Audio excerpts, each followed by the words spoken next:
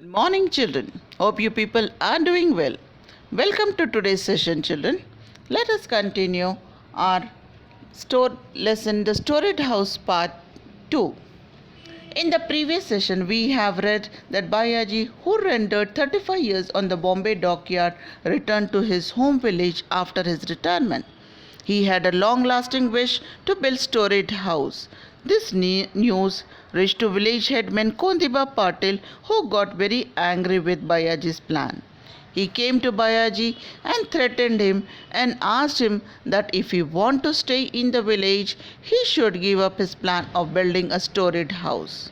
Bayaji was very upset. He was totally helpless. However, he made up his mind to build a concealed storied house which would look like a normal house from outside.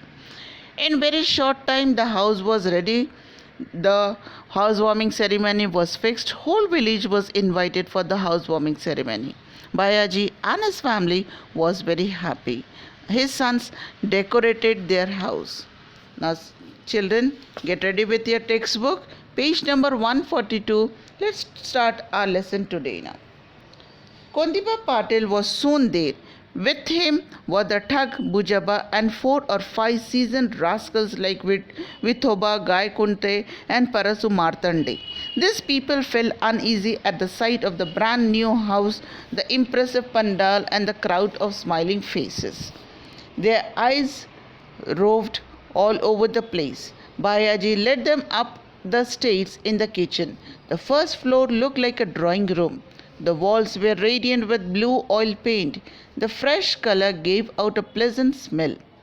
Framed pictures of great men like Lord Buddha, Dr. Babasaheb Ambedkar, Karmavir, Bhurao Patil, Mahatma Jyotiba Phule and others hung on the wall. The loft-like first floor was filled with a pious and holy ambience. When Baiji saw Kondiba Patil and Bujaba, he was very happy that they have accepted his invitation. He spread a rough woolen carpet for Patil and other high caste people. People sat quietly on that. His companion, rather uncomfortable, took their positions around him. Bayaji offered them the customary betel leaves. Patil accepted the leaves but immediately gave it back to Bayaji with the remark, "Yes, it's all very nice."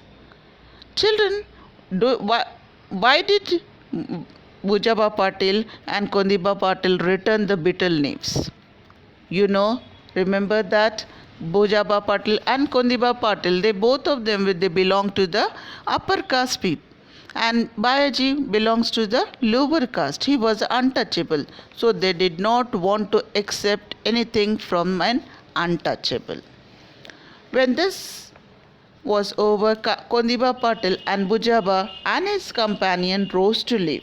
As they came down, Bujaba felt as if he were tumbling down the stairs.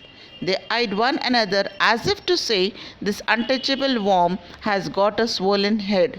He needs proper handling." Now what does this mean, children? Now when you remember that Bayaji, he made a concealed storage house that was made up of wood.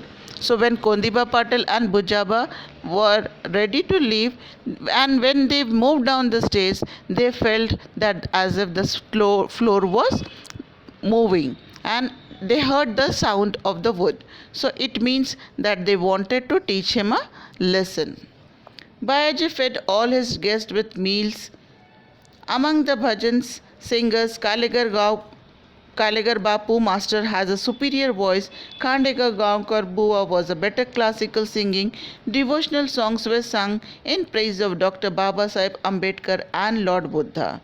People swayed their heads in appreciation as the program gathered momentum. It was 2 o'clock in the morning. All the people were still awake. Some of the people were engrossed in conversation. Women sat in the front veranda and Bayaji was moving from one person to other, sitting with his guest and inquiring about their welfare. Bayaji's children were busy preparing tea for a second round. They had put tea powder and sugar into a pot on trench stove and waited for the water to boil. The bhajan was in full swing. The group advanced from baseless devotional to social devotionals. Kalekar Bapu Master's voice rose up. The song rent the air, filling it with joy. And then the undreamed incident took place. Bayaji's new house had caught fire from all sides. It had suddenly flared up. The women folk in the front veranda screamed in confusion. The guests stood up swiftly and began to pull out the woman like a herd of cattle. Bayaji was frantic.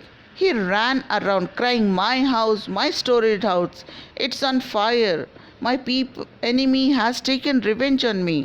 He entered the roaring flames crying, "My house, my house." He climbed up and pulled the pictures of Buddha and Baba Sahib from the walls and hurled them down. As he was about to come down the stairs, it crumbled down in flames. People pulled up water from the nearby well to put out the dreadful fire, but it could not be easily contained. Bayaji jumped down. "Quick, jump!" people shouted. Now that the staircase has collapsed, no one could go up. Scorched in flames, Bayaji ran around like a trapped creature, howling all the time, "My house, my house." And then the upper story itself came down with a crash. Along with it, Bayaji, with a resounding thud, people pulled him out. Bayaji was burnt all over. He was still wailing, "My house, my house." Bayaji's children encircled him and cried their heart out.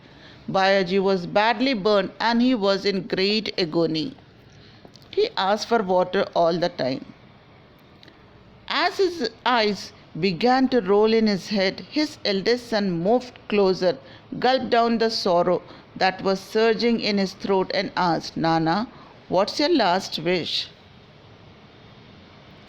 "Sons, I want you to build a storied house. I have no other wish." With these words, his head collapsed like the storied house. Bayaji was quiet and the fire too had calmed down. Bayaji's mother wept bitterly. Bayaji's wife was sobbing her heart, crying repeatedly, "Who's done this evil to us? Let the house burn to cinders. Save my husband first." The entire family was shattered by the calamity. The spirit of all the men were damned like a cooking fire on which water has been poured. In the morning, the village officer and witnesses visited the place to record the facts of the accident. Bayaji's death was the result of an accident due to Petromax flare-up, was their conclusion.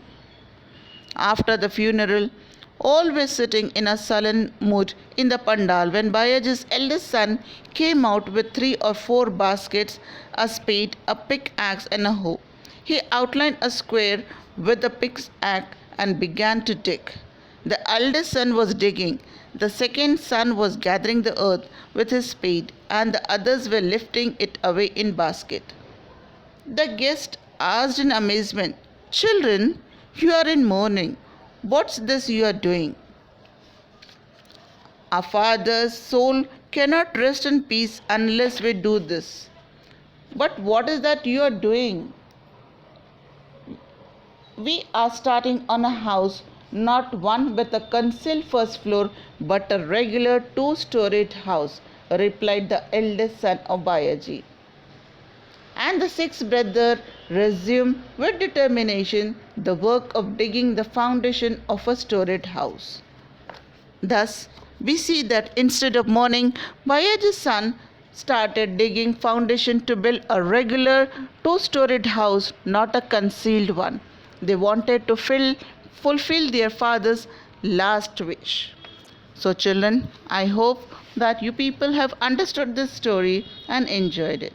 Now, tell me now, what is the theme of the story?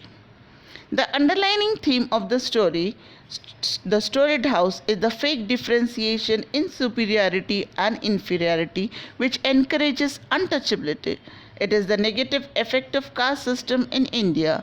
The story describes the wide gap between the upper and lower caste people, which is undemocratic in nature. So, children, you have seen that because of the caste system, Bayaji has lost his life. Now, it is the responsibility of present generation that they should come forward to eradicate this caste system and make a country free from all the social evils. Now, it's time for you to take down the homework now, children. Please take down the homework. How did Kundiba oppose Bayaji's idea of building a storied house? In what way did he warn Bayaji? The sons decided to build a storied house soon after the death of their father. What does this act of the sons signify? Thank you.